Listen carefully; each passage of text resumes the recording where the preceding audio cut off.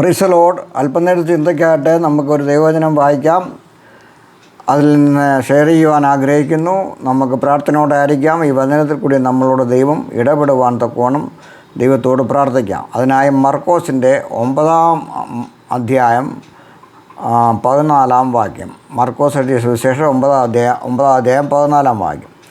അവൻ ശിഷ്യന്മാരെ അടുക്ക വന്നാറെ വലിയ പുരുഷാരം അവരെ ചുറ്റി നിൽക്കുന്നതും അവരോട് തർക്കിക്കുന്നതും കണ്ടു. അവിടെ നമ്മൾ അവിടെ വായിക്കുമ്പോൾ അവിടെ യേശു കർത്താവ് ശിഷ്യന്മാരുടെ അടുക്കിലേക്ക് വരുന്നു. യേശു അവിടെ കണ്ട കാഴ്ച, ശിഷ്യന്മാരുടെ അടുക്കൽ വലിയ പുരുഷാരം ചുറ്റിപ്പറ്റി നിൽക്കുന്നതായിട്ടാണ്. അവിടെ ശിഷ്യന്മാരുമായി പുരുഷാരം വലിയ സംഭാഷണം നടക്കുകയാണ്. ശാസ്ത്രിമാരും എന്തൊക്കെയോ പറഞ്ഞ് തർക്കിക്കുന്നു. അവിടെ എന്തൊക്കെയോ വിഷയം നടക്കുന്നു എന്ന് കർത്താവിന് മനസ്സിലായി. നിങ്ങൾ അവരുമായി തർക്കിക്കുന്ന എന്ത് എന്ന് ചോദിക്കുന്നു. ശിഷ്യന്മാർ വളരെ വിഷമത്തിൽ നിൽക്കുന്ന കാഴ്ചയാണ് കാണുന്നത്. അവർക്ക് അവിടുത്തെ വിഷയം പരിഹരിക്കാൻ കഴിയുന്നില്ല. മർക്കോസ് 9:17 നമ്മൾ വായിക്കുമ്പോൾ, അതിന് പുരുഷാരത്തിൽ ഒരുത്തൻ, ഗുരു, ഊമനായ ആത്മാവുള്ള എൻ്റെ മകനെ ഞാൻ നിൻ്റെ അടുക്കൽ കൊണ്ടുവന്നിരിക്കുകയാണ്. അത് അവനെ എവിടെ വെച്ച് പിടിച്ചാലും അവനെ തള്ളിയിടുന്നു. പിന്നെ അവൻ നുരച്ച പല്ല് കടിച്ച് വരണ്ടു പോകുന്നു. അതിനെ പുറത്താക്കേണ്ടതിനെ ഞാൻ നിൻ്റെ ശിഷ്യന്മാരോട് പറഞ്ഞിട്ട് അവർക്ക് കഴിഞ്ഞില്ല എന്ന് ഉത്തരം പറഞ്ഞു. അവിടെ ശിഷ്യന്മാരെക്കുറിച്ച് പരാതി പറയുകയാണ്. അവരുടെ കഴിവുകേടിനെ പറ്റിയാണ് അയാൾ യേശുവിനോട് പറയുന്നത്. അയാൾ വിചാരിച്ചു, ഗുരുവായ യേശുവിന് കഴിയുമെങ്കിൽ തൻ്റെ ശിഷ്യന്മാരെ കൊണ്ടും അതൊക്കെ കഴിയുമായിരിക്കുമെന്ന് അയാൾ ചിന്തിച്ചു കാണും. അവിടെ ശിഷ്യന്മാർ വളരെ പരുങ്ങലിൽ നിൽക്കുകയാണ്. അപ്പോഴാണ് അവർ ഈ കാര്യം ചിന്തിക്കുന്നത്. തങ്ങളെ കൊണ്ട് ഇതിന് ഒരു പരിഹാരം നടത്തുവാൻ കഴിയുന്നില്ലല്ലോ എന്ന് അവർ ചിന്തിച്ചു. അവർ യേശുവിനോടുകൂടെ നടക്കുന്നു, യേശുവിൻ്റെ ഉപദേശങ്ങളെ കേൾക്കുന്നു, അത്ഭുതങ്ങളെ കാണുന്നു. ഇങ്ങനെ ഒരു പ്രതിസന്ധി അവരുടെ മുമ്പിൽ വരുമെന്ന് അവർ ഒരിക്കലും ചിന്തിച്ചില്ല. ഇങ്ങനെയൊക്കെ മതിയെന്ന് അവർ വിചാരിച്ചു. അവരിൽ പകർന്നിട്ടുള്ള ആത്മീയ ശക്തിയും അഭിഷേകവും അവർ അറിയാതെ പോയി. എല്ലാം യേശു ചെയ്തോളും, നമ്മൾക്ക് ഇത്രയൊക്കെ മതി എന്ന് അവർ വിചാരിച്ചു. കർത്താവിൻ്റെ കൂടെ നടന്നു. യേശു കർത്താവ് വിചാരിച്ചത്, അവർ സന്ദർഭം വരുമ്പോൾ അവർ അത് ചെയ്തോളുമെന്ന് വിചാരിച്ചു. അവരുടെ ഉത്തരവാദിത്തം മനസ്സിലാക്കാൻ അവർക്ക് കഴിഞ്ഞില്ല. അവരുടെ ഉള്ളിലുള്ള കൃപകളെയും ആത്മീയ അധികാരങ്ങളെയും ശ്രദ്ധിക്കാൻ അവർക്ക് കഴിഞ്ഞില്ല. എന്നാൽ അവരെക്കുറിച്ചുള്ള പരാതി കേട്ടപ്പോൾ കർത്താവിന് ദേഷ്യമുണ്ടായി. അവർ എന്നെയും കൂടെ അവമാനിക്കുന്നതിന് തുല്യമാണിതെന്ന് പറഞ്ഞു അവരോട് കോപിക്കുന്നതായി കാണാം. 9:19 വായിക്കുമ്പോൾ, അവിശ്വാസമുള്ള തലമുറയെ, എത്രത്തോളം ഞാൻ നിങ്ങളോടുകൂടെ ഇരിക്കും, എത്രത്തോളം നിങ്ങളെ പൊറുക്കും, അവനെ എൻ്റെ അടുക്കൽ കൊണ്ടുവരുവീനെന്ന് പറഞ്ഞു.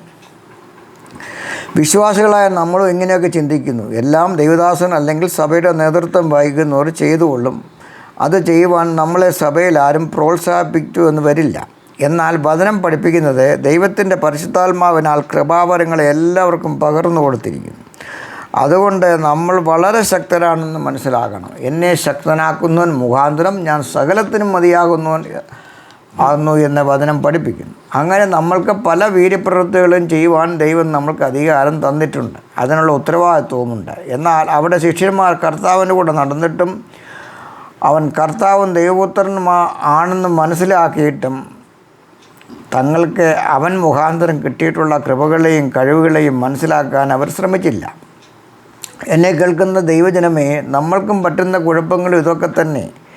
ദൈവം നമ്മളിൽ പകർന്നിട്ടുള്ള ആത്മീയ കൃപകളെയും ദൈവശക്തിയും കഴിവുകളും സ്വർഗീയ അധികാരങ്ങളും നമ്മൾ മനസ്സിലാക്കാൻ ശ്രമിക്കാതെ, വിശ്വാസക്കുറവ് മൂലം അത് ചെയ്യുവാൻ ധൈര്യം കാണിക്കാതെ, ദൈവം തന്ന അവസരങ്ങൾ വിനിയോഗിക്കാതെ, പലർക്കും അതിൻ്റെ പ്രയോജനങ്ങൾ ലഭിക്കാമായിരുന്നിട്ടും അത് ലഭിക്കാതെ നമ്മളും ദൈവകോപത്തിന് ഇരയാകുന്നു. ദൈവം നമ്മളോട് ഇത് തന്നെയാണ് പറയുന്നത്. അവിശ്വാസവും കോട്ടമുള്ള തലമുറയെ, എത്രത്തോളം ഞാൻ നിങ്ങളോടുകൂടെ ഇരിക്കും, എത്രത്തോളം നിങ്ങളെ ഞാൻ പൊറുക്കും. നമ്മൾക്ക് ജന്മനാ കിട്ടിയിരിക്കുന്ന കഴിവുകളെക്കുറിച്ച് നല്ല ബോധമുണ്ടെങ്കിലും ദൈവം നമ്മളിൽ അഭിഷേകം ചെയ്തിരിക്കുന്ന കഴിവുകൾ നമ്മൾ അറിയാനും ഉപയോഗിക്കാനും ഉത്സാഹം കാണിക്കുന്നില്ല. എങ്ങനെയാണ് നമ്മൾക്ക് ഈ കഴിവുകൾ ലഭിച്ചത്? യോഹന്നാൻ 4:4 നമ്മൾ വായിക്കുമ്പോൾ അവിടെ പറയുന്നു, കുഞ്ഞുങ്ങളെ, നിങ്ങൾ ദൈവത്തിൽ നിന്നുള്ളവരാകുന്നു, അവരെ ജയിച്ചുമിരിക്കുന്നു. നിങ്ങളിൽ ഉള്ളവൻ ലോകത്തിലുള്ളവനേക്കാൾ വലിയവനല്ലോ. നമ്മളിലുള്ള ദൈവത്തിൻ്റെ ആത്മാവ് നമ്മളെ അതിനായി അഭിഷേകം ചെയ്തിരിക്കുന്നു. കർത്താവിന് തൻ്റെ കൂടെ നടന്ന ശിഷ്യന്മാരെ ഉത്തരവാദിത്തക്കുറവരെ കണ്ട് വലിയ വിഷമവും ദേഷ്യവും ഉണ്ടായി. അവർ മനസ്സിലാക്കുമെന്ന് യേശു കർത്താവ് വിചാരിച്ചു. എന്നാൽ അതിൻ്റേതായ ഗൗരവം അവർ മനസ്സിലാക്കിയില്ല. ഇന്ന് വിശ്വാസികളായ നമ്മുടെയൊക്കെ അവസ്ഥ ഇതിൽ നിന്നും വലിയ വ്യത്യാസമൊന്നുമില്ല. പലർക്കും ആത്മീയ ഉറക്കം ബാധിച്ചിരിക്കുകയാണ്. എന്താണ് പറയേണ്ടത്, എന്താണ് ചെയ്യേണ്ടത് എന്നറിയാതെ തങ്ങളുടെ ഉത്തരവാദിത്തങ്ങളെ മറന്നവർ പോവുകയാണ്. എല്ലാം ദൈവം തരും, എല്ലാം ദൈവം ചെയ്തോളും എന്ന് കരുതുന്നു. ഇങ്ങനെ പോകുമ്പോൾ സഭയിൽ ആത്മീയ വളർച്ച മുരടിച്ചു പോകുന്നു.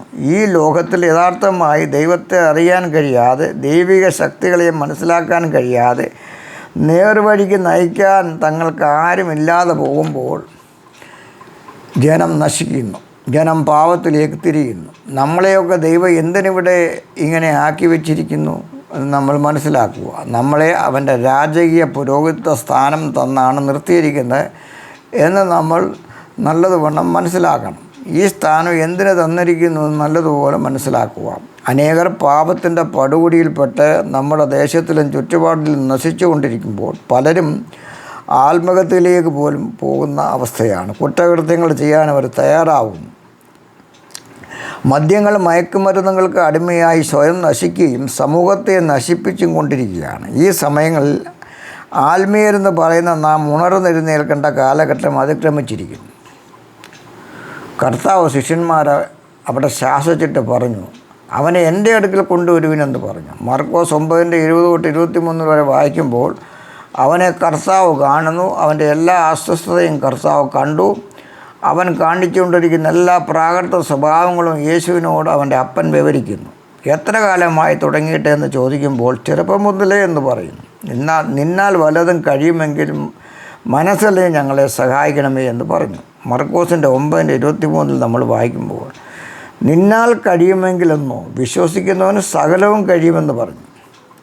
പ്രിയമുള്ളവരെ, യേശു കർത്താവിൻ്റെ ദൈവത്വത്തെ ചോദ്യം ചെയ്യുന്ന വാക്കുകളാണ് അവനിൽ നിന്ന് ഉണ്ടായത്.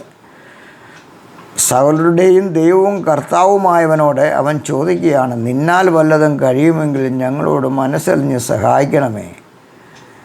നമുക്കും ഇങ്ങനെയൊക്കെയുള്ള സംശയങ്ങൾ പലപ്പോഴും ഉണ്ടാകാറുണ്ട്. അവിടെ ബാലൻ്റെ അപ്പൻ തൻ്റെ തെറ്റ് മനസ്സിലാക്കി നിലവിളിക്കാൻ തുടങ്ങി. കർത്താവിനോട് ചോദിച്ചത് വളരെ തെറ്റായി പോയി എന്ന് അവന് മനസ്സിലാക്കുന്നു. അവൻ്റെ വിശ്വാസ കുറവിനെക്കുറിച്ച് അവൻ ദുഃഖിക്കുന്നു, അനുതപിക്കുന്നു. അവനും പറഞ്ഞു, ഞാൻ വിശ്വസിക്കുന്നു, എൻ്റെ അവിശ്വാസത്തിന് സഹായിക്കണമേ എന്ന് പറഞ്ഞു. യേശു അശുദ്ധാത്മാവിനെ ശാസിക്കുന്നു. അതവനെ വിട്ടുപോയി. മർക്കോസ് 9:25 അവനെ കൈപിടിച്ച് നിവർത്തി അവൻ എഴുന്നേറ്റു. 9:28 വായിക്കുമ്പോൾ വീട്ടിൽ വന്ന ശേഷം ശിഷ്യന്മാർ സ്വകാര്യമായി അവനോട്, ഞങ്ങൾക്കതിനെ പുറത്താക്കാൻ കഴിയാത്തത് എന്ത് എന്ന് ചോദിക്കുന്നു. അപ്പോൾ കർത്താവ് പറയുകയാണ്, പ്രാർത്ഥനയാലല്ലാതെ ഈ ജാതി ഒന്നിനാലും പുറപ്പെട്ടു പോകുകയില്ല. മത്തായി 17:21 വായിക്കുമ്പോൾ പ്രാർത്ഥനയാലും ഉപവാസത്താലും അല്ലാതെ ഈ ജാതി നീങ്ങിപ്പോകുകയില്ല എന്ന് കർത്താവോട് പറയുന്നു. ശിഷ്യന്മാരുടെ കുറവുകൾ അവർ മനസ്സിലാക്കി. ജീവിതത്തിൽ പ്രാർത്ഥനയും ഉപവാസവും വളരെ അത്യാവശ്യമാണ്. നമ്മൾ മനസ്സിലാക്കേണ്ട വിഷയം, എന്തെല്ലാം കൃപാവരങ്ങൾ ഉണ്ടായാലും അഭിഷേകം കിട്ടിയിരുന്നാലും ശക്തമായ പ്രാർത്ഥനയില്ല ഒന്നും നടക്കത്തില്ല എന്ന് യേശു കർത്താവ് പറഞ്ഞു തന്നു. തൻ്റെ ജീവിതത്തിൽ കൂടെ കാണിച്ചും തന്നു. പലപ്പോഴും കർത്താവ് ഒറ്റയ്ക്ക് പോയിരുന്ന് പ്രാർത്ഥിക്കും. മണിക്കൂറുകൾ, രാത്രി മുഴുവനൊക്കെ യേശു കർത്താവ് പ്രാർത്ഥനയിൽ മുഴുകുന്നതായി അവർ കണ്ടിട്ടുണ്ട്. എന്നാൽ സ്വന്തം ജീവിതത്തിൽ അത് ഏറ്റെടുക്കുവാൻ അവർക്ക് കഴിഞ്ഞില്ല. പലപ്പോഴും നമ്മുടെ പ്രാർത്ഥനയുടെ കുറവുകൊണ്ട് അത്ഭുത പ്രവൃത്തികളും വീര്യപ്രവൃത്തികളും ഒന്നും നടക്കുന്നില്ല. എന്തെങ്കിലും വീര്യപ്രവൃത്തികൾ ചെയ്യണമെങ്കിൽ അതിൻ്റെ പുറകിൽ ശക്തമായ പ്രാർത്ഥന ആവശ്യമാണ് എന്ന് കർത്താവ് ശിഷ്യന്മാർക്ക് മനസ്സിലാക്കി കൊടുക്കുന്നു. യേശുവും അങ്ങനെ തന്നെ ചെയ്തിരുന്നു. യേശു കർത്താവ് തൻ്റെ മക്കളായ എല്ലാവർക്കും ഈ കൃപകളൊക്കെ കൊടുത്തിട്ടുണ്ട്. നമ്മൾ നമ്മളുടെ അഭിഷേകവും കൃപയും അറിയാതെ പോകുന്നത് കൊണ്ട്, പ്രാർത്ഥനയുടെ കുറവ് കൊണ്ട് അത്ഭുത പ്രവൃത്തി ഒന്നും തന്നെ നടക്കുന്നില്ല. അത്ഭുതങ്ങളും അടയാളങ്ങളും ചെയ്യുന്ന ദൈവദാസന്മാരൊക്കെയും അവരുടെ പിന്നിൽ വലിയ പ്രാർത്ഥനയുണ്ട് എന്ന് നാം മനസ്സിലാക്കണം. എല്ലാ കൃപാവരങ്ങളും ഉണ്ടായിട്ടും പലപ്പോഴും ദൈവപ്രവൃത്തികൾ വെളിപ്പെടാത്തത് നമ്മുടെ പേഴ്സണൽ പ്രയർ കുറയുന്നത് കൊണ്ടാണ്.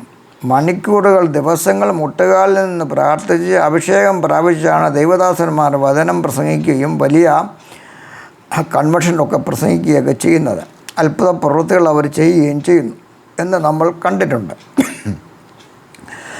ലോകത്തെ ചലിപ്പിക്കുന്നവൻ്റെ കൈകളെ ചലിപ്പിക്കുന്നതാണ് പ്രാർത്ഥനയെന്ന് നാം മനസ്സിലാക്കണം. പ്രാർത്ഥിക്കുന്നവർക്ക് ധൈര്യമുണ്ട്, പ്രാർത്ഥിക്കുന്നവർക്ക് നിലനിൽപ്പുണ്ട്. ഏത് കുരുക്കുകളിൽ നിന്നും തന്നെയും തൻ്റെ തലമുറയും രക്ഷിക്കുവാൻ പ്രാർത്ഥിക്കുന്നവന് കഴിയും. മാനുഷികമായ ശരീരത്തിലാണ് യേശുക്രിസ്തു ഭൂമിയിൽ ജീവിച്ചത്. യേശു ദൈവമായിരുന്നിട്ടും ഭൂമിയിൽ മനുഷ്യനായിട്ടാണ് അവതരിച്ചത്. ഈ ഭൂമിയിൽ യേശു കർത്താവ് എന്തൊക്കെ ചെയ്തോ അതെല്ലാം പ്രാർത്ഥന കൊണ്ടാണ്. പ്രാർത്ഥനയിൽ ലഭിച്ച എനർജി കൊണ്ടാണ് യേശു കർത്താവ് അത്ഭുത പ്രവൃത്തികളൊക്കെ ചെയ്തതെന്ന് നാം മനസ്സിലാക്കണം. അതുകൊണ്ട് ഈ ദിനങ്ങളിൽ ശ്രദ്ധിക്കേണ്ടത്, നമ്മളെക്കൊണ്ട് ഒന്നിനും കഴിയുന്നില്ല എന്ന് ലോകക്കാർ പറയാൻ ഇടവരരുത്. ഇത് നമ്മളുടെ ദൈവത്തെ അപമാനിക്കുന്നതിന് തുല്യമാണ്.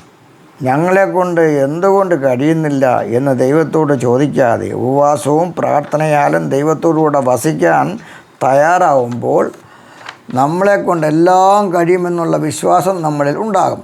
ദൈവകോപത്തിന് ഇടവരുത്താതെ ദൈവശക്തി പ്രാപിച്ച് ദൈവത്തിൻ്റെ അത്ഭുത പ്രവൃത്തികളെ ചെയ്യുവാൻ നമ്മൾക്കും കഴിയട്ടെ എന്ന് പ്രാർത്ഥിക്കുന്നു. ദൈവവുമായി നല്ലൊരു ബന്ധത്തിൽ പോകുവാൻ കഴിഞ്ഞാൽ ദൈവം ആഗ്രഹിക്കുന്ന രീതിയിൽ അനേകരെ ദൈവരക്ഷയിലേക്ക് കൊണ്ടുവരുവാനും ദൈവത്തിലുള്ള വിശ്വാസം വർദ്ധിപ്പിക്കുവാനും കഴിയും. ഈ വചനങ്ങളിൽ നിന്ന് നാം മനസ്സിലാക്കേണ്ടത്, കൂടുതൽ ശക്തിയോടെ പ്രാർത്ഥിക്കാനും ദൈവസന്നിധിയിൽ കൂടുതൽ സമയം ചെലവഴിക്കാനും നമ്മൾക്ക് കഴിയണം. ഓരോ ദിവസവും ശക്തി പ്രാപിച്ചുകൊണ്ട് നമ്മളിൽ ദൈവം പകർന്നിരിക്കുന്ന അഭിഷേകം മനസ്സിലാക്കി ധൈര്യത്തോടെ ദൈവപ്രവൃത്തികൾ ലോകത്തിന് വെളിപ്പെടുത്തുവാൻ നമ്മൾക്ക് കഴിയണം. അങ്ങനെ നമ്മുടെ ദൈവത്തെ ആരും ദുഷിക്കാതെ അവൻ്റെ നാമത്തെ ഉയർത്തുവാൻ നമ്മൾക്ക് കഴിയുമെന്നുള്ള ആത്മവിശ്വാസത്തോടെ നമുക്ക് ദിനങ്ങളിൽ മുന്നോട്ട് പോകുവാൻ കഴിയട്ടെ. ഈ വചനങ്ങളാൽ നമ്മളെ സഹായിക്കട്ടെ, അനുഗ്രഹിക്കട്ടെ എന്ന് പ്രാർത്ഥിച്ചു നിർത്തുന്നു. ആമേൻ. Praise the Lord.